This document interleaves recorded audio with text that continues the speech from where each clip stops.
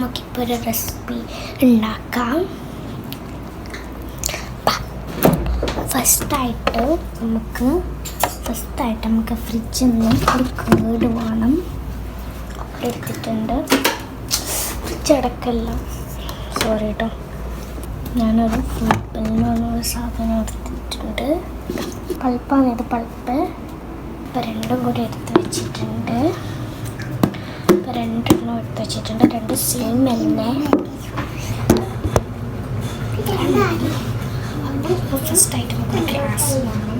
നമുക്ക് ഉണ്ടാവില്ലേ, ആ കുട്ടിയിലെ കുത്തൊക്കെ ഇടാനും ഇത് മെയിൻറ്റെയിൻ നിങ്ങൾ കരയാൻ പോയി എന്തെങ്കിലും അവിടെ.